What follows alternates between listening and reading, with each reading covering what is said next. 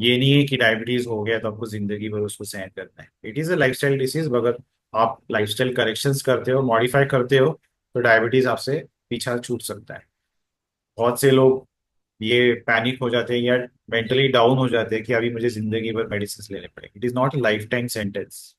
You need to correct your lifestyle, तभी आप उससे जीत पाओगे। What is diabetes? कॉमनली हम लोग इजी लैंग्वेज में ही जानेंगे कि एक्सेसिव शुगर, ब्लड में एक्सेसिव शुगर ग्लूकोज जब बनता है, और उसको हम लोग डायबिटीज बोलते हैं, एक इजी लैंग्वेज में है। एंड इट हैपन्स क्यों होता है? क्योंकि इंसुलिन अपना काम ठीक से नहीं कर पाता। और ये डायबिटीज की शुरुआत होती है इंसुलिन रेजिस्टेंस। डायरेक्टली एक पेशेंट डायबिटीज में नहीं जाता है, तो शुरू होता है इंसुलिन रेजिस्टेंस। उसको डायबिटीज में आने को भी 3 या 4 साल, 5 साल भी लग सकते हैं, which is called as frank diabetes, की अभी ये डायबिटीज का पेशेंट कंफर्म डायग्नोस। उसके 5 साल 6 साल पहले से उसको इंसुलिन रेजिस्टेंस के लक्षण दिखने लगते हैं। वहां अगर आपने उसको ट्रीट किया, इंसुलिन रेजिस्टेंस को ट्रीट किया, तो आपको डायबिटीज आप प्रिवेंट कर सकते हो और रिवर्स भी कर सकते हो। एंड आप मुझे, ये क्वेश्चन आप लोग के लिए, आप चैट बॉक्स में आंसर कर सकते हैं कि ग्लूकोज या शुगर जो भी आपके ब्लड में है वो क्या किसी वायरस या बैक्टीरिया से है? आप चैट बॉक्स में थोड़ा सा एक्टिवली आंसर करेंगे तो थोड़ा सा इंटरेक्टिव हो जाएगा। क्या किसी वायरस या बैक्टीरिया से ये शुगर आ रहा है आपके ब्लड में? No, right.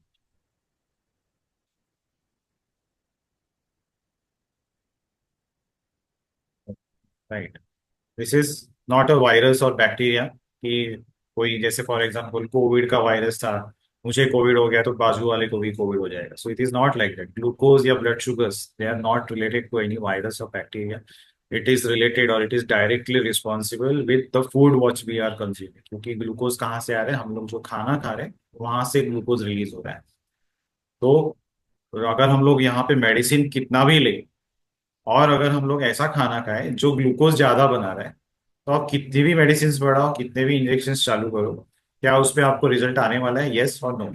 अगर मैं ऐसा खाना खा रहा हूँ जो मेरा शुगर्स बार बार बढ़ा रहा है, मैं फूड्स ऐसे ले रहा हूँ जो मेरे ग्लूकोज स्पाइक्स कर रहे हैं, और मैं दूसरी तरफ टैबलेट्स भी ले रहा हूँ, तो क्या इससे रिजल्ट आने वाला है? क्या इससे फर्क पड़ने वाला है? यस और नो?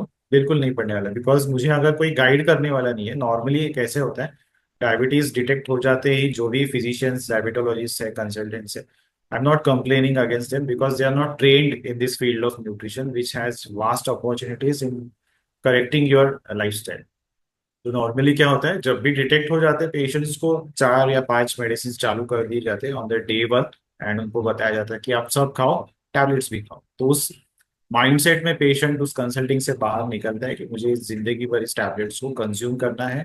एंड डॉक्टर ने तो बोल दिया कि सब खाना है। तो सब खाने की मेंटेलिटी में जो भी पीपल, पेशेंट्स हैं, वो अपना फूड हैबिट्स चेंजेस नहीं करते, करेक्शंस नहीं करते, और वहां पे ऐसे ही फूड्स उनका कंजम्पशन रहता है जहाँ पे ग्लूकोज हमेशा स्पाइक होता है। और वहां पे आपकी जो भी टैबलेट है, मेटफॉर्मिन है, ग्लूकोडॉम है, ग्लाइसिफेज है, बहुत सारे टैबलेट्स है, वो उस शुगर्स को कंट्रोल ही नहीं कर पाते। बिकॉज आप खाना ही ऐसा खा रहे हो, आपका सोर्स जहाँ से नल लीक हो रहा है वहां अगर आप ट्रीट नहीं करोगे तो आप पानी कितना भी फ्लडिंग हुआ उसको काम यूज नहीं होने वाला है। तो अगर आपका फूड सोर्स ही हाई कार्ब या हाई एनर्जी वाला है, तो आपकी टैबलेट्स वहां पे काम नहीं करती। That is where we need to work, जहाँ पे काम करना जरूरी है, ना कि टैबलेट्स पे डिपेंड है। या, सो यस। तो next slide, modifiable lifestyle factors. तो जो भी 90% डायबिटीज के टाइप 2 पेशेंट्स है पूरी दुनिया में, उनमें जो पाए गए फैक्टर्स है, they all are modifiable except the genetic part. Hereditary जिसको हम लोग बोलते हैं कि इनके लाइफ में या खानदान में हेरिडिटरी डायबिटीज है, वैसे 5 to 10% पॉपुलेशन है। बाकी सब जितने भी 90% पेशेंट्स हैं उनके लाइफस्टाइल फैक्टर्स आर मॉडिफाइबल। इसका मतलब है उसमें चेंजेस किया जा सकता है, और पॉजिटिवली अगर हम लोग चेंजेस करते हैं तो आपका डायबिटीज रिवर्स होता है। सो नो मेडिसिन और injection work on your balance diet. आप मुझे डाइट इसमें बता सकते हैं चैट बॉक्स में कि एक मेडिसिन का नाम बताइए कि आपने वो टैबलेट खा ली और आपका एक्सरसाइज हो गया, या एक इंजेक्शन बताइए जिससे मैंने अगर इंजेक्शन ले लिया और उससे मेरा डाइट या मील्स चेंज हो गए या बैलेंस हो गए। नहीं है सब, कोई भी ऐसी दवाई इंजेक्शन नहीं बनी है जिससे आपका लाइफस्टाइल करेक्ट हो, आपका डाइट करेक्ट हो, आपकी एक्सरसाइज हो जाए। नहीं तो ये बहुत इजी हो जाता कि मैं मेडिसिन ले लूँ और मेरी एक्सरसाइज हो गई, right. So to correct our lifestyle and reverse diabetes we need to work on the root cause which I said कि अगर पानी, रूम में पानी भर गया है तो मैं पहले नल बंद करूंगा जहां से पानी आ रहा है, ना कि मैं पानी निकालते रहूंगा। जैसे हम लोग आज देख रहे हैं, पूरी दुनिया में लोग सिर्फ टैबलेट लेके शुगर्स को सप्रेस कर रहे, जहां से फूड सोर्स है, क्योंकि 80% हमारी जो भी ब्लड शुगर है वो अपने फूड से आ रही है। तो जहां तक हम लोग को कंट्रोल करना है वहां पे कंट्रोल करना है। और फिनलैंड नाम का एक कंट्री है, वहां पे the Finnish diabetes prevention programme का एक बहुत बड़ा स्टडी हुआ। उनके स्टडी में ये पाया गया कि हेल्दी लाइफस्टाइल से 58% तक लोगों में रिडक्शन हुआ डायबिटीज रिस्क का। तो जैसे मैंने पहले भी बोला, अराउंड 60 to 70% लोग आज बिना बात का मेडिसिन ले रहे डायबिटीज के। जहाँ पे ये इंडिया की नहीं, इंडिया के बाहर की स्टडी है जो बता रहे हैं कि 60% तक लोग अपना डायबिटीज को प्रिवेंट और रिवर्स कर सकते हैं, which is always better than medicine. So आज हम लोग देख रहे हैं दुनिया में 60% लोग are not guided, I will not say misguided, but they are not guided properly. So what we can do, जल्दी डिटेक्ट करिए, जल्दी से छुटकारा पाइए। तो इसके लिए डायग्नोसिस बहुत जरूरी है। सो डिटेक्ट अर्ली, हम लोग क्या कर सकते हैं डायबिटीज को रिवर्स करने के लिए। आप अपने फ्रेंड्स को भी बताइए, आपने जो भी, अगर फ्रेंड्स या रिलेटिव्स में थोड़ा भी आपको ओवरवेट लग रहा है, या थकान, हमेशा आपके फ्रेंड्स कंप्लेन कर रहे हैं कि मुझे थकान ज्यादा आ रही है, तो what you can suggest, you can have a screenshot, detect early to treat early, this is the mantra for reversing diabetes. At the age of 15-16 अगर आपको कोई लग रहा है कि ओवरवेट है, उसको नेक पे डार्क पिगमेंटेशन है, तो उसको आप तुरंत सजेस्ट करिए कि go for risk test which can detect the early pre diabetic और इंसुलिन रेजिस्टेंस स्टेज। तो हम लोग को क्या करना है, बीएमआई पहले देखना है। BMI is body mass index. WHO जो है, वर्ल्ड हेल्थ ऑर्गेनाइजेशन ने एक क्राइटेरिया दिया है कि अपनी हाइट के लिए एक पर्टिकुलर वेट के रेशियो होना जरूरी है। तो अगर अपनी हाइट के लिए वेट आपका 10 किलो 20 किलो से ज्यादा है, तो वो आपका हेल्थ डिटेक्ट कर सकता है, मतलब आप अनहेल्दी वेट पे हैं। अगर आपको पर्टिकुलरली हेल्दी वेट रेंज में रहना है तो आपको अपना बीएमआई 24-25 के आसपास रखना है। अगर आप 29 के बीएमआई पे हो तो आप ओवर वेट, 29 के ऊपर आप ओबेसिटी कैटेगरी में जाते हो। और 31 के एंड अबव आपके ग्रेड्स बढ़ने लगते हैं, ग्रेड 1 ग्रेड 2, एंड उतनी रिस्क बढ़ने लगती है, risk of getting lifestyle disorders like diabetes, cancer, thyroid, PCOD etcetera. So आपको बीएमआई कंट्रोल पे लाना है। पहले तो आप बीएमआई चेक करिए अपना हाइट एंड वेट के हिसाब से। फॉर्मूलाज आज गूगल पे अवेलेबल है, आप बीएमआई अपना चेक इजीली कर सकते हैं, या नियर बाय किसी क्लिनिक में कर सकते हैं। इसके बाद अपनी इंपॉर्टेंट जो ब्लड टेस्ट है, जो आपको बायोमार्कर टेस्ट है, जो आपको हेल्प करते हैं डिटेक्ट करने के लिए आपका इंसुलिन बॉडी में कितना है। HbA1c आपको बताएगा कि लास्ट 3 मंथ्स का आपका शुगर लेवल्स कितना है। हम लोग जो भी फास्टिंग और पोस्ट प्रांडियल शुगर टेस्ट करते हैं वो आपके उस दिन का 24 घंटे का, 36 घंटे में आपने जो खाया है उसके हिसाब से आपका टेस्ट स्कैन बता रहा है। बट HbA1c वो रिपोर्ट है आपको लास्ट 90 डेज या 3 महीने से आपकी ब्लड में शुगर कितनी है, वो एक्चुअल आपको एवरेज बताएगा, विच इज यू कैन से कंफर्मेटरी, कि आपको मालूम पड़ जाते कि ये जो फास्टिंग मेरी आज ठीक है 200 है, लेकिन ये 3 महीने से लगातार आती रही, तो आपको उसमें कंफर्म हो जाएगा कि लास्ट 3 मंथ से मेरा शुगर लेवल्स बॉडी में बढ़ा हुआ है। तो आपको उतनी जल्दी काम करना है उसके ऊपर। HOMA IR is a very good biomarker blood test which is not recommended और not advised by doctors. I am surprise कि ये डायबिटीज अगर किसी को डिटेक्ट होता है, फास्टिंग शुगर ज्यादा आ रही है, खाने के बाद रिपोर्ट में शुगर ज्यादा आई, तो तुरंत मेडिसिन चालू करते हैं। उसके बदले अगर उन्होंने होमा आयर टेस्ट किया, तो HOMA IR test is what, insulin resistance का स्कोर आपको बताता है। आपको एक्चुअल में इंसुलिन रेजिस्टेंस जो होता है डायबिटीज के इनिशियल स्टेजेस में, वो अगर आपको मालूम पड़ जाए तो आप 100% डायबिटीज को रिवर्स और प्रिवेंट कर सकते हो। तो होमा आयर एक ब्लड टेस्ट है, वो फास्टिंग में होती है, थोड़ी बहुत कॉस्टली है, बट इससे आपका पैनक्रियास जो मेजरली इंसुलिन बनाने वाला अपना ऑर्गन है, वो कितना एक्टिवली काम कर रहा है। अगर आप डायबिटीज 3 साल से आपको डिटेक्ट हुआ है, तो आने वाले साल में आपके पैनक्रियास में कितने सेल्स बचे हैं, वो कितने एक्टिव है इंसुलिन बनाने में, वो ये रिपोर्ट आपको बताता है। तो it is very important blood test. Homocysteine वो रिपोर्ट है, वो या वो बायोमार्कर है जो आपने सुना होगा कि एंजियोग्राफी जो हम लोग रिपोर्ट्स करते हैं, एंजियोग्राफी में हम लोग को ये पता चलता है कि 80% ब्लॉक, 90% ब्लॉक, सुना है ना आप सब लोग ने, यू कैन टाइप यस और नो। जैसे आपके रिलेशन में आपने सुना होगा कि इनकी एंजियोग्राफी हो गई एंड ही वाज टोल्ड आपको 90% ब्लॉक है, एंजियोप्लास्टी करना पड़ेगा, right. So that is an emergency test which patients have to do, इन भाग दौड़ में उनको बताया जाता है कि आपको करना है एंजियोग्राफी।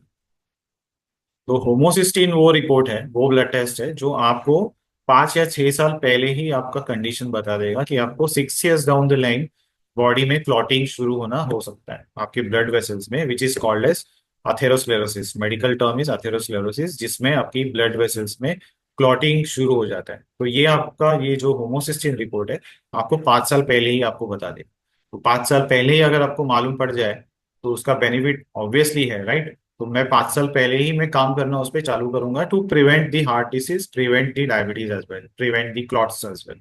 क्योंकि ये क्लॉट्स बढ़ते जाएंगे तो उसका result is going to be the complete block, 100% block हो गया वैसे। C peptide is again a biomarker which tells how efficiently your insulin is working. And USG is ultrasonography whole abdomen, जिस सोनोग्राफी अपने commonly जिसको बोलते हैं, तो whole abdomen sonography में क्यों करना चाहिए, क्योंकि फैटी लीवर आप सब लोग ने सुना होगा। फैटी लीवर डिटेक्ट करना है आजकल कॉमनली, 98% लोगों की सोनोग्राफी में फैटी लीवर आता है, and doctors take it casually, easily. उनको पेशेंट्स को बोला जाता है कि कुछ नहीं, वो सबको होता है, don't worry about that. But fatty liver, I would like to mention here, is the first primary factor of type 2 diabetes. अगर फैटी लीवर आप उस टाइम पे ट्रीट करोगे तो आप डायबिटीज को प्रिवेंट कर सकते हो। And again I would like to say, fatty liver को मेडिसिन नहीं है, फैटी लीवर के लिए आपको अपने लाइफस्टाइल पे काम करना है। तो इसीलिए हम लोग को अगर अर्ली डिटेक्शन करना है तो सोनोग्राफी करना है, जिसमें हम लोग फैटी लीवर को डिटेक्ट करते हैं। या कॉमनली रिपोर्ट्स में आता है कि हिपेटोमेगाली है, लीवर का साइज बढ़ा हुआ है, या फैटी लीवर है। तो fatty liver is the primary cause of type 2 diabetes, जहां से डायबिटीज की शुरुआत होती है। तो फैटी लीवर को इजीली ना ले। ये आपकी बॉडी आपको बता रही है कि 2 साल 3 साल में आपको डायबिटीज हो सकता है, आपके लीवर आपका ऑर्गन खुद बता रहा है, आपको वार्निंग दे रहा है। तो सोनोग्राफी करना बहुत जरूरी है।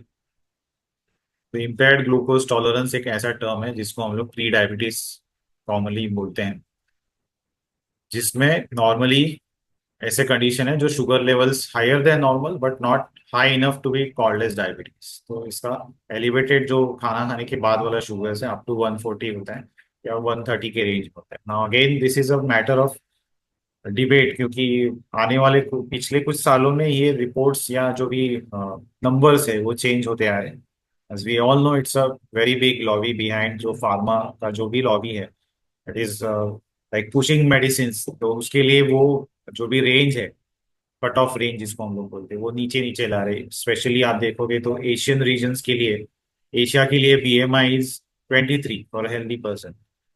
And the even the blood glucose levels are, fasting आपका 100 होना चाहिए, जो 2003 2004 में it was to 125 fasting sugar was normal, but nowadays since I think 2010 के बाद the factors numbers have changed and it has come to 100। अभी 101 भी आपका फास्टिंग हो गया तो आपको डायबिटीज करके लेबल किया जाता है।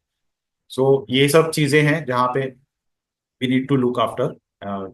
इमीडिएटली डरने की जरूरत नहीं है। अगर आपका 135 पोस्ट प्रैंडियल, 140 पोस्ट प्रैंडियल आ रहा है तो वर्क ऑन योर लाइफस्टाइल, थोड़ा बहुत खाने में चेंजेस करिए, वो बहुत इंपॉर्टेंट है। जो आने वाली स्लाइड्स में मैं आपको बताऊंगा कि हम लोग क्या क्या चेंजेस कर सकते हैं इजीली घर पे बैठ के। तो excessive consumption of certain foods, particularly those in high processed carbs, added sugars. Added sugars कहाँ पे आते हैं, स्पेशली दोज जूसेस, जो पैक्ड जूसेस जो मिलते हैं। Unhealthy fats which are saturated fats, deep fried foods हो गए या पैक्ड फूड्स हो गए, चिप्स हो गया, ये सब चीजें जो बार बार हम लोग खा रहे हैं, अगर this can lead to the increase in risk of developing diabetes, specially type.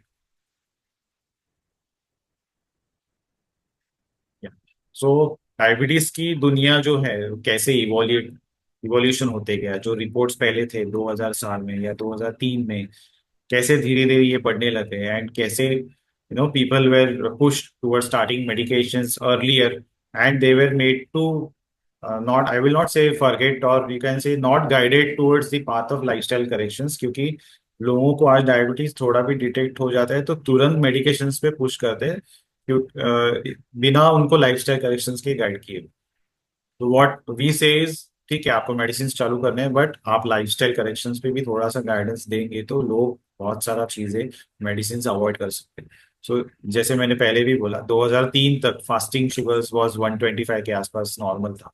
लेकिन उसके बाद जो चेंजेस हुए, specially in Asian Asia continent में, वर्ल्ड डायबिटीज का जो भी ऑर्गेनाइजेशन है, जो लोग फिक्स करते हैं recommendations, treatment lines, diagnostic criterias, तो उन्होंने एशिया के लिए 2003 के बाद जो भी HbA1c लेवल्स है वो चेंज किए, नीचे कर दिए रेंज, फास्टिंग शुगर 100 पे लाए, इसके कारण डायबिटीज के पेशेंट्स में बढ़ोतरी होगी, normally it was obvious.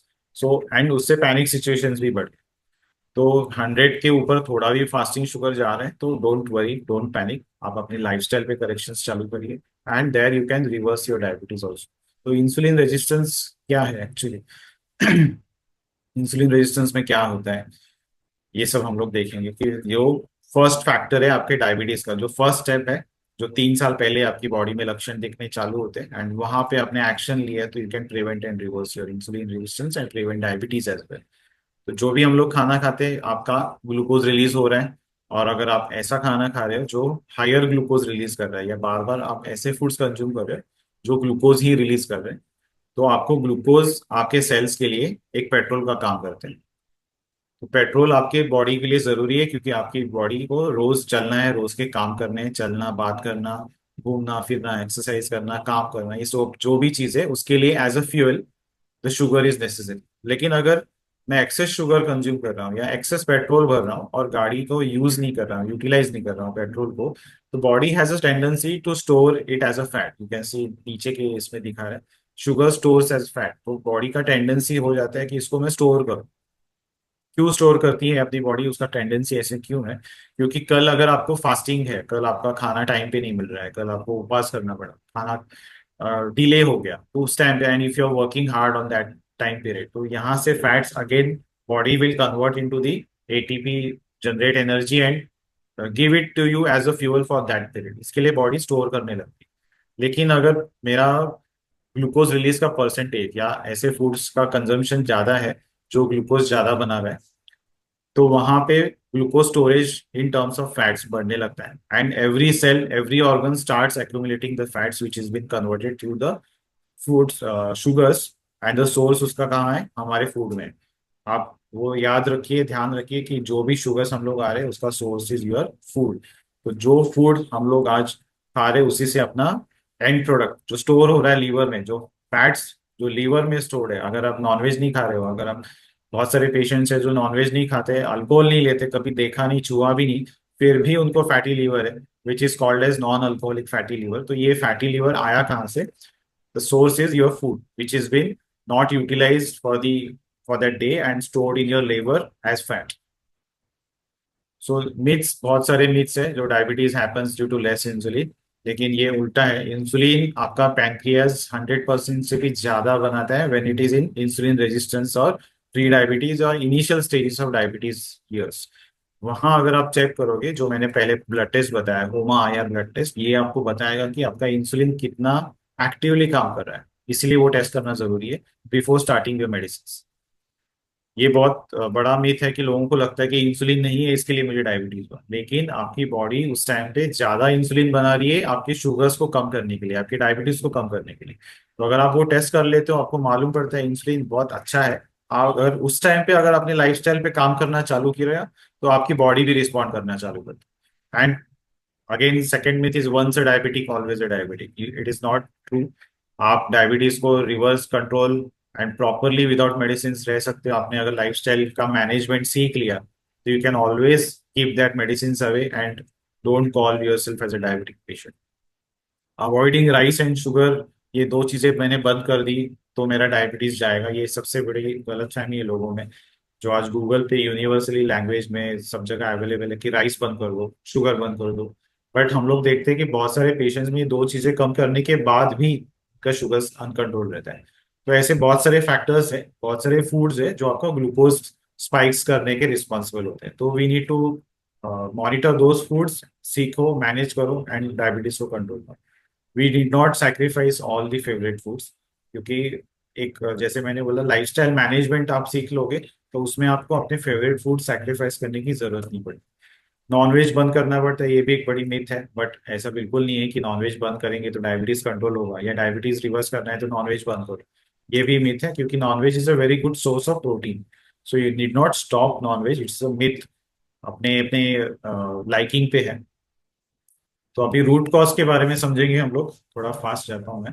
Root cause क्या है कि, और हम लोग इसको समझ गए तो हम लोग डायबिटीज रिवर्सल इजी कर सकते हैं जो विदाउट मेडिसिन से, क्योंकि मेडिसिन आपके ग्लूकोज को सप्रेस कर रहे, रूट कॉज पे काम नहीं कर रहे। तो ह्यूमन बॉडी जो भी अपना शरीर है, भगवान ने हमको सेल्स में बनाया है। There are 37 trillion cells in adult human body. Tens of trillion cell से हमारी बॉडी बनती है, और अलग अलग ऑर्गन का अलग अलग सेल का टाइप होता है। जैसे फॉर एग्जाम्पल 10,000 या 20,000 सेल से एक अपना लीवर बन गया, 5,000 सेल्स आए और एक हार्ट बन गया। तो ऐसे हर एक ऑर्गन के हर अलग अलग टाइप के सेल्स हैं, और उनका काम अलग अलग है। जैसे नर्वस सिस्टम के सेल से उनको सेंसेशन का काम दिया है भगवान ने। हार्ट के सेल से वो मसल से उनको पंपिंग का काम दिया है। लीवर का सेल है, उसको ग्लूकोज जनरेशन, डाइजेशन, ये सब अलग अलग सेल्स के। वैसे 37 ट्रिलियन सेल्स अपनी बॉडी में है, और हर एक सेल की अपनी एक इंजन है जिसको हम लोग माइटोकॉन्ड्रिया बोलते हैं। आप इधर एक 3D स्लाइस इमेज है, इसमें आपको दिखेगा बहुत सारे फैक्टर्स है एक सेल के अंदर। और हर एक सेल को अपनी इंजन है, हर एक सेल को अपना काम करना है। और वो काम करने के लिए उसको ग्लूकोज यानी शुगर की जरूरत है। तो ये मत सोचिए कि मैं पूरा ऐसा खाना छोड़ दूंगा जो ग्लूकोज बना रहे हैं। तो अगर आप ऐसे सोच रहे हो तो अगर आप खुद अपनी बॉडी को वीक कर रहे हो, क्योंकि ग्लूकोज एक इंपॉर्टेंट फ्यूल है आपके हर एक सेल के लिए। लेकिन अगर उसको एक्सेस में नहीं करना है, क्योंकि हर एक सेल अपनी लिमिट से शुगर्स कंज्यूम करेगा, एक्सेस हो गया तो नहीं लेगा, वापस भेज देगा। उसको हम लोग इंसुलिन रेजिस्टेंस बोलते हैं। तो इंसुलिन काम कैसे करता है? इंसुलिन जो राइट साइड में फोटो है, पैनक्रियाज नाम का ऑर्गन है जो अपने पेट के पीछे है, वो आपका इंसुलिन बनाता है। तो जब भी हम लोग खाना कंज्यूम करते हैं, मैंने जैसे फॉर एग्जांपल ब्रेकफास्ट कंज्यूम किया, कंज्यूम करते ही वो ग्लूकोज में कन्वर्ट होके glucose is release in your blood stream. जैसे ही ग्लूकोज ब्लड में आ गया, आपका ब्रेन पैनक्रियास को कमांड देता है, ऑर्डर देता है कि ग्लूकोज हैज कम, आपको इंसुलिन बनाना है। जैसे ही ग्लूकोज दिख गया ब्लड में, इंसुलिन आता है तुरंत। और इंसुलिन का काम है, आप इधर छोटे इमेज में देखोगे, जो हमारे सेल्स है, 37 ट्रिलियन सेल्स, हर एक सेल को एक इंसुलिन रिसेप्टर के चाबी दी गई है, या एक बटन दिया गया है जो इंसुलिन को आना है, वो बटन को प्रेस करना है। बटन को प्रेस करते ही बाजू के जो ग्रीन कलर के डोर्स है वो ओपन होंगे, और ग्लूकोज का मॉलिक्यूल या जो आपका पेट्रोल है सेल के अंदर इंजन तक पहुंचेगा, और वो सेल अपना काम चालू करेगा। That is how glucose is important, sugar is important for your body, and insulin is also that much important, क्योंकि इंसुलिन के बिना आपके यहाँ ये ताला ओपन नहीं होने वाला है। जैसे ही इंसुलिन आएगा, जैसे ही ग्लूकोज आ गया, इंसुलिन भी आया। इंसुलिन अपने सेंसर रिसेप्टर पे लॉक हो जाता है, एंड वहां पे दरवाजा खुलता है, सेल वॉल्स, वहां आपके ग्लूकोज इनसाइड एंटर हो जाता है। लेकिन इंसुलिन रेजिस्टेंस में क्या होता है? अगर आप ऐसा खाना खा रहे हो जहां ग्लूकोज एक्सेस है, और बॉडी ने फैट स्टोरेज चालू कर दिया, in the longer term fat percentage body में बढ़ने लग गया, फैटी लीवर चालू हो गया, और वैसे ही फैटी लीवर के हिसाब से फैटी पैंक्रियास भी डेवलप होता है। एंड फैट स्टोरेज हर ऑर्गन हर सेल्स में चालू हो जाता है। तो जहां फैटी पैंक्रियास चालू हो गया है, मतलब फैट पैनक्रियास के सेल्स के अंदर, सेल के आसपास भी जमा होने लगता है, जहां पैनक्रियास को अपना काम करने में परेशानी होती है। और सेकंड चीज, जहां टारगेट डिलीवरी इंसुलिन को करना है, जहां जाके उसके डोर्स खोलने हैं, वहां पे भी फैट परसेंटेज बढ़ने लगता है, वहां पे भी फैट ऑब्स्ट्रक्शन, इंसुलिन को अपने रास्ते में ऑब्स्ट्रक्शन आता है, जिसको हम लोग रेजिस्टेंस बोलते हैं। वो resistance is called as insulin resistance, which is again the source is your food which is been converted into fat, stored as fats, and every cell is storing the fat which is coming from your food, which has to be corrected. Unless that fat percentage goes down, your insulin can't work normally. Insulin को उस ताले तक जाने के लिए resistance आता है, एक ऑब्स्ट्रक्शन आता है। क्योंकि आप जिस रूम में अभी बैठे हो, उसको एक दरवाजा है, उस रूम को अगर मुझे खोलना है तो मुझे लैच ओपन करना पड़ेगा, और लैच ओपन करने का काम इंसुलिन करता है। लेकिन अगर मैं दरवाजे के बाहर से सेलो टेप्स लगा दूं, पैक कर दूं, और मैं खोलने की कोशिश करूं, तो मुझे फोर्स करना पड़ेगा, ताकत लगानी पड़ेगी। तो वो ताकत इस इंसुलिन आपका लगा रहा है, because of the resistance from the cello tapes. तो cello tapes are nothing but the body fats which are obstructing the work of insulin. इसको हम लोग इंसुलिन रेजिस्टेंस बोलते हैं। तो ये आप राइट साइड में देखोगे कि इंसुलिन आ रहा है, चाबी खोल रहा है, एंड ग्लूकोज, पिंक कलर का ग्लूकोज मॉलिक्यूल सेल के अंदर जा रहा है। बट सेकंड, इसमें आप देखोगे कि डोर बंद है, रेजिस्टेंस है, इंसुलिन आके भी अपना काम नहीं कर पा रहा है, डोर नहीं खोल पा रहा है। बिकॉज जो भी सेंसर्स है वो डी शेप हो जाते हैं, बिकॉज ऑफ हाई फैट का प्रेशर। ज्यादा फैट होने की वजह से इंसुलिन सेंसर्स का शेप चेंज हो जाता है, उसके कारण जैसे सिंक हम लोग जो करते हैं, ब्लूटूथ से सिंक करते हैं आज मोबाइल्स को, वैसे वो सिंक नहीं हो पाते। और sugars can't enter your cells engine, which is a very important part. वो शुगर मॉलिक्यूल्स ब्लड में ही रह जाते हैं, इसी के लिए जो आप ब्लड टेस्ट करते हो, fasting blood sugar, postprandial blood sugar, so that blood sugar is nothing but that sugar which has not entered your cell inside. इसीलिए हम लोग के ब्लड शुगर्स रेज जाते हैं, फास्टिंग ब्लड शुगर ज्यादा है क्योंकि वो सेल में अंदर गया ही नहीं है ब्लड शुगर्स। और ये प्रोसेस 3 साल 4 साल वैसे ही बिना किसी गाइडेंस, बिना किसी करेक्शन से अगर चालू रहती है, तो जो पैनक्रियास है ओवर टाइम काम करते करते अपने आप को डैमेज करने लगता है, बिकॉज जितना ग्लूकोज बाहर रहेगा उतना उसको ब्रेन से कमांड जाते रहेगा कि आपको ज्यादा इंसुलिन बनाना है, आपको काम ज्यादा करना है, आपको ओवर टाइम काम करना है। क्योंकि ब्रेन से उसको कमांड जा रहा है, आपका काम कम बढ़ रहा है, इसके लिए pancreas starts working overtime. That is where आपके ब्लड टेस्ट में आपका इंसुलिन वैल्यूज फास्टिंग में भी ज्यादा आने लगता है। That is called as insulin resistance. जो अगर आप ब्लड टेस्ट करोगे तो आपको फास्टिंग इंसुलिन अगर ज्यादा है, तो आप इसको अपॉर्चुनिटी समझिए कि आपका pancreas is working very good, it is working overtime, it is working extra hard to make the glucose enter inside your cells. So that is an opportunity where you can heal your organ, preserve your organ, क्योंकि भगवान ने हमको एक ही pancreas दिया है। और यही process अगर चालू रहेगी तो ओवर टाइम काम करके पैनक्रियाज अपने आप को डैमेज करता है। जो भी बीटा सेल्स है जो इंसुलिन बना रहे, वो अपनी बैटरी पावर खोने लगते हैं और धीरे धीरे उनका काउंट कम होने लग गया।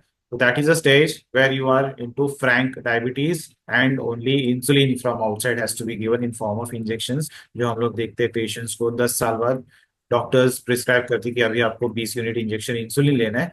क्यों? क्योंकि आपकी बॉडी के अंदर इंसुलिन की फैक्ट्री बंद हो चुकी है। वो क्यों बंद हो गई? क्योंकि हमने लाइफस्टाइल पे कभी काम ही नहीं किया। जो हमने रेजिस्टेंस है उसको अगर फैट परसेंटेज कम कर दिए होते, फैटी लीवर को निगेट किया होता, तो हमारा इंसुलिन प्रिजर्व रहता। So protect, maintain, heal, and preserve your organs. They both important organs when it comes to diabetes and diabetes reversal. Your pancreas and liver are major organs. तो इनको protect करिए, maintain करिए, preserve करिए। Also जैसे blood sugar roller coaster, ये right में जो graph है वो बता रहे हैं हमको कि ये शुगर का आप अगर ग्राफ देखोगे, हम लोग जब भी हम लोग हंग्री होते हैं, हम लोग कुछ ऐसा खाना खाते हैं बहुत पेट भर के या हाई कार्ब खाते हैं, तो शुगर स्पाइक होता है। और वही 2 घंटे बाद शुगर नीचे जाने लगता है, हम लोग फिर हंग्री क्रेविंग आता है, फिर हम लोग ऐसा कुछ तो हेवी कैलोरी खाना खाते हैं जो again spikes your blood sugar.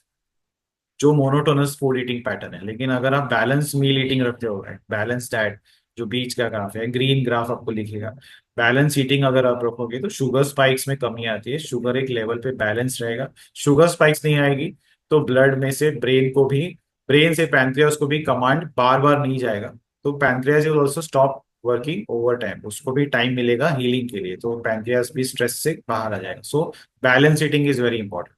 First is तो early detection, then goal setting, mentoring or guidance for lifestyle changes. As I said, 80% dietary modifications are very important, and next 20% is exercising, stress patterns management and everything. Chakras, मैंने पहले भी बोला था कि चक्रास के बारे में बहुत सारा studies, and even American diabetes association has worked on correcting और मेकिंग healing the chakras.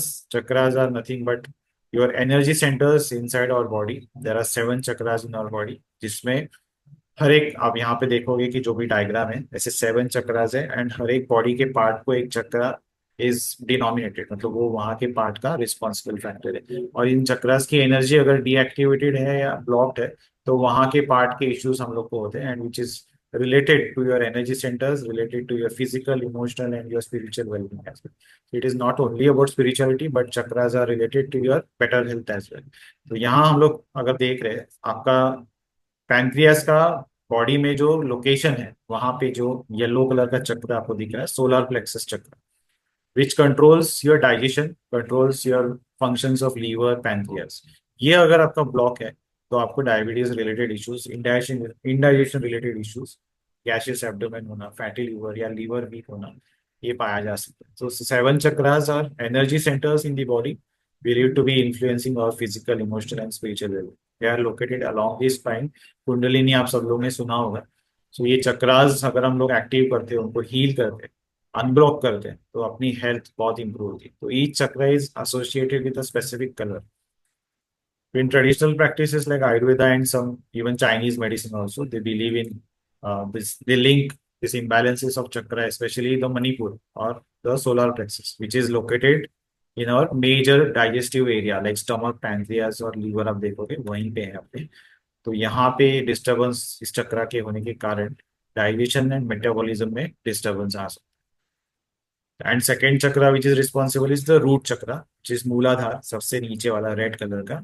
तो it is responsible for our grounding, survival instincts, अपना stress management skills, stability, good health, cravings control लाना, इमोशनल स्टेबिलिटी, ये सब चीजें responsible है root चक्र। अगर आपका रूट चक्र ब्लॉक है या इनएक्टिव है या लेस एक्टिव है, तो आप you can have the feelings of insecurity, मैं कब ठीक होऊंगा, अरे बाप रे डायबिटीज हो गया, ये जो भी सब फियर्स है which are related to the blocked root chakra. तो अगर हम लोग इन पे काम करते हैं तो indirectly we are having positivity in our life.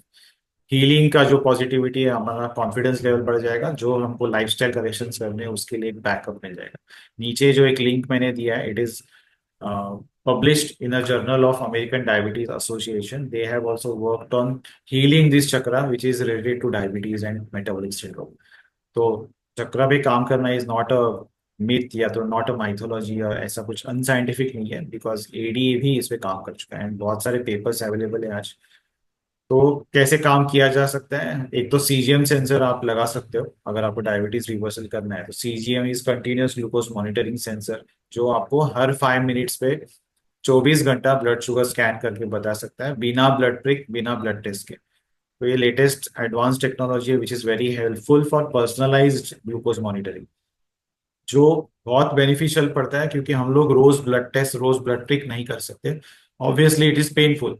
तो अगर मैं इस सेंसर को यूज करता हूँ तो सेंसर से बेनिफिट ये है कि पर्सनलाइज, जैसे यूनिवर्सली आज राइस बंद कर दो, ये एक यूनिवर्सल स्टेटमेंट हो गया, लेकिन हो सकता है एक पर्टिकुलर पर्सन को राइस से शुगर स्पाइक्स नहीं हो रहे हो, एक पर्टिकुलर फूड से हो रहे हैं। तो ये सीजीएम सेंसर मुझे ये बताने में हेल्प कर सकता है कि इस पर्सन का शुगर्स इस फूड से स्पाइक हो रहा है, कौन से टाइम पे हो रहा है, कौन सा फूड कितना खाने से शुगर स्पाइक्स हो रहा है। तो ये पर्सनलाइज डेटा आने के कारण आप इसको स्टडी करके अपना लाइफस्टाइल मैनेज कर सकते हैं। आपको कहाँ शुगर्स बढ़ रहे हैं ये आपको खुद पता चल सकता है। आपको कौन से मील पे काम करना है, स्पेसिफाइड ब्रेकफास्ट पे काम करना है, लंच पे काम करना है या डिनर पे काम करना है, जहां आपका शुगर स्पाइक्स हो रहा है आपको इजी पड़ जाता है, और वहां पे you start working on your meals.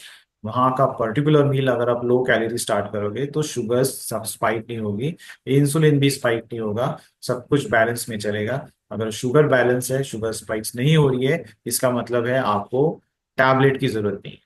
अगर मैं खाना ही ऐसा खाना चालू करूँ जो मेरा शुगर स्पाइक्स नहीं कर रहा है, तो मुझे टैबलेट की जरूरत नहीं है। तो that is how the CGM sensor is very helpful technology today's time, which is scientific, and उसके हिसाब से, स्टडी के हिसाब से आप अपना मेटाबॉलिक मील्स जो आपके मेटाबॉलिज्म को बूस्ट करे, आपके डाइजेशन को बूस्ट करे, वैसे आप अपना मील्स प्लान कर सकते हैं, जो हम लोग आज कर रहे हैं हमारे क्लिनिक्स में। And third thing, exercises. जो सेंसर आपका डेटा दे रहा है उसके हिसाब से आपका पर्टिकुलर टाइम पे, फॉर एग्जांपल शाम के टाइम पे 6 बजे के टाइम पे आपके शुगर लेवल स्पाइक हो रहे हैं, तो उस टाइम पे आपको क्या करना है, टैबलेट नहीं, बिना टैबलेट के आप क्या कर सकते हो, उस शुगर्स को यूज करना है, बिकॉज उस पेट्रोल को मुझे यूज करना है, उसके लिए मैं क्या करूंगा, एक्सरसाइज करूंगा। तो उस टाइम पे अगर आपने शुगर स्पाइक्स, फॉर एग्जांपल 6 बजे आपकी शुगर्स 200 के आसपास, 180 के आसपास आपका सेंसर बता रहा है, तो उस टाइम पे कुछ इजी एक्सरसाइजेस करिए, सूर्य नमस्कार करिए, स्क्वाट्स करिए। वहां पे आपको शुगर्स, जो एक्सेस शुगर्स ब्लड में है, ये एक्सरसाइज करने के कारण जो भी मसल्स आपका बॉडी में है वो एक्सेस शुगर्स वो लोग एब्जॉर्ब कर लेंगे, which will help you in controlling your blood sugars. And last is stress management. आपके सेंसर के डेटा के हिसाब से आपको आइडिया आ जाता है कि पर्टिकुलर टाइम पे मुझे स्ट्रेस आया तो मेरी शुगर स्पाइक्स हुई या नहीं हुई। तो उस टाइम पे अगर मैंने कुछ खाया नहीं है बट फिर भी शुगर स्पाइक्स है, सो that is because of the stress which I am taking. So now you need to work where? You need to work on meditation, stress management, work on healing your chakras. थोड़ा सा meditation करिए, listen to some your favorite music or do some activities which are your favorite hobbies. ऐसे कुछ अपना time engage करेंगे तो stress management skills आप सीखोगे। सो इसमें लगभग देखा गया on an average 90 to 180 days लगते हैं लाइफस्टाइल करेक्शंस को। स्टडी के हिसाब से कोई भी नई चीज सीखने के लिए 21 डेज जाते हैं, और उस नई चीज जो हमने सीखी है उसको एज ए लाइफस्टाइल इंप्लीमेंट करने में 90 डेज जाते हैं। So when you start learning some new thing, can be diabetes reversal as well, क्योंकि हम लोग इसको लाइफस्टाइल चेंज कर रहे हैं। तो लाइफस्टाइल चेंज करने के नया सीख रहे हैं, उसको 21 दिन जाएंगे, उसको एज ए लाइफस्टाइल इंप्लीमेंट करने को आपको 90 दिन जाते हैं। 90 दिन का साइकिल आपका HbA1c भी होता है, जहां हम लोग देखते हैं कि हर 90 दिन पे HbA1c चेक किया जाता है। एंड आपका जो रेड ब्लड सेल है, खून का जो लाल कण है, वो भी आपका 90 दिन पे नया बनता है। तो इसीलिए 90 दिन का जो साइकिल है बहुत इंपॉर्टेंट है लाइफस्टाइल चेंजेस के लिए, लाइफस्टाइल चेंज करने के लिए, सीखने के लिए। तो जो प्रोग्राम हम लोग ने डिजाइन किया है दैट इज 180 डेज। पहले 90 डेज में आपका HbA1c नॉर्मल पे रहा है, उसके बाद उसको मैनेज कैसे करना है लाइफ टाइम के लिए, सस्टेनेबल कैसे रखना है। इसके लिए हमको डेली व्हाट्सएप पे telemedicine tracking sheet, online offline consult, ये सब करके हम लोग उसको इम्प्लीमेंट करते हैं। तो ये थोड़ा बहुत मेरे बारे में है कि आप ये सेमिनार क्यों सुन रहे हैं, मैं ये सब क्यों बता रहा हूँ और आपको क्यों ट्रस्ट करना है। क्योंकि मेरा जो एक्सपीरियंस रहा है इस 20 साल में, I been coaching patients on nutrition, Ayurveda, और आप कैसे अल्टरनेटिव थेरेपीज फूड से अपने आप को कंट्रोल कर सकते हैं, मेडिसिन लिए बिना। I am a certified diabetes educator, European certification on nutrition support in metabolic syndrome. And recently, I presented my papers on diabetes reversal at the World Diabetes Congress, which was held in Thailand. And बहुत सारे मैंने talks लिए हैं इसके ऊपर prevention पे। और मेरा विजन है कि 50,000 पीपल को मैं हेल्प करूँ डायबिटीज रिवर्स करने के लिए, उनकी कंडीशंस बेटर करने के लिए। So what is the plan for reversal? This is very easy, आप फोटोज भी ले सकते हो। ये प्लेट हमारा जो भी खाने का है, it should be like this. 50% of your plate should be with vegetables, 1/4 should be your carbohydrates, especially the complex carbohydrates, which don't spike your glucose compared to the simple carbs. अगर complex carb include करते हो तो आपको sugar spikes नहीं होता है। Sugar spikes नहीं हो गया तो टैबलेट की जरूरत। That is the basic formula. मेरा शुगर स्पाइक हो रहा है, 160 के ऊपर जा रहा है, तभी डॉक्टर मुझे मेडिसिन लिख रहे हैं। लेकिन अगर मैं खाने में ही चेंजेस कर रहा हूँ तो मेरी शुगर स्पाइक्स 130 के ऊपर नहीं जा रही, इसका मतलब मुझे टैबलेट की जरूरत नहीं। So this is how basic changes you can make easily at your home. And other 1/4, which is in red color, it should be your proteins. Not necessarily only non-veg. There are veg sources as well. So the mantra is low carbs, low calories, reduce simple carbs, and shift to positive millets like barnyard, foxtail, etc. And it should be organic. नाचनी, ज्वारी, बाजरी, ये commonly हम लोग सुनते आए हैं millets के बारे में, बट ये न्यूट्रल मिलेट्स है, इससे भी बेटर या पॉजिटिव मिलेट्स है जो आपके डायबिटीज को रिवर्स करने में हेल्प करते हैं। तो खाना ही हमारे भगवान ने हमको नेचर में इतना सारा दिया है जो आपको शुगर्स कंट्रोल करने में हेल्प करता है, बट वी आर अनअवेयर, बहुत सारे लोग अनअवेयर है क्योंकि इसके बारे में मार्केटिंग नहीं होती, इसके बारे में प्रोडक्ट्स अवेलेबल नहीं है। जो आज बर्गर्स एंड ऑल जिसका मार्केटिंग आज मार्केट में है, वो सभी कुछ सिंपल कार्बोहाइड्रेट्स का है। तो बार्नयार्ड आप इंक्लूड कर सकते हैं। बार्नयार्ड का glycaemic index is 38, whereas compared to wheat is 88 के आसपास। इससे शुगर स्पाइक्स होते हैं। 4 सर्विंग्स ऑफ वेजिटेबल्स आपको दिन भर में इंक्लूड करना है और 2 फ्रूट्स आप दिन भर में खाइए। Adequate amount of protein depending of body weight, आपको प्रोटीन लेना है आपके बॉडी वेट के हिसाब से, which is 0.8 gram per KG body weight. अगर आपका 60 kg बॉडी वेट है, उसके हिसाब से आपको 58 to 55 ग्राम्स प्रोटीन आपको डेली लगेगा। तो कौन से फूड्स अवॉइड करने हैं या कौन से फूड्स देखे गए हैं ऑन एन एवरेज या इनका नेचर ही है जो आपको शुगर स्पाइक्स करते हैं, वो और सिंपल कार्ब्स है। शुगर तो सभी डायबिटिक पेशेंट्स D1 से अवॉइड करते ही हैं, लेकिन बहुत सारे पेशेंट जैगरी पे शिफ्ट होते हैं। बट आप ये याद रखिए, जैगरी का ही बाय प्रोडक्ट शुगर है, जैगरी से ही शुगर बनती है। तो जैगरी अगर मैं खाता हूँ तो 88% शुगर स्पाइक होता है, वैसे शुगर खाता हूँ तो 100% होता है। तो आप सोचिए आपको क्या अवॉइड करना है, कितना लेना है। Second is rice, wheat, corn, refined flour, इससे अपनी शुगर स्पाइक्स होते हैं। With simple carbs, roots and rhizomes, मतलब जो अंडरग्राउंड वेजिटेबल्स है, they are simple carbs, they spike your sugar spikes. इसका मतलब ये नहीं हुआ कि सब कुछ बंद करना है, हम लोग को लाइफ को मैनेज करना है, तो इनका जो पोर्शन है इसको कम करना है। अभी आप फॉर एग्जांपल 100 ग्राम खा रहे हैं, आपको सेंसर बताएगा कि 100 ग्राम खाने से आपका शुगर स्पाइक हो रहा है, तो आप उसका पोर्शन कम कर सकते हैं, आप 60 ग्राम पे ला सकते हैं। सो ये सब सीखने की बात है। ग्रामेज में जाना बहुत डिफिकल्ट है। ऑन एन एवरेज अप्रोक्सीमेट आप पोर्शन घर बैठे आप मैनेज कर सकते हो, एडजस्ट कर सकते हो। कॉम्प्लेक्स कार्ब्स वो है जो आपको शुगर स्पाइक्स नहीं करते, पीरियडिकली शुगर्स आपको देते रहेंगे, एनर्जी आपको पीरियडिकली मिलते रहेगा। तो उसमें जवार, बाजरा, पॉजिटिव मिलेट्स जैसे foxtail, barnyard, all the nuts, काजू, बादाम, अखरोट, seeds. Nuts and dry fruits are different.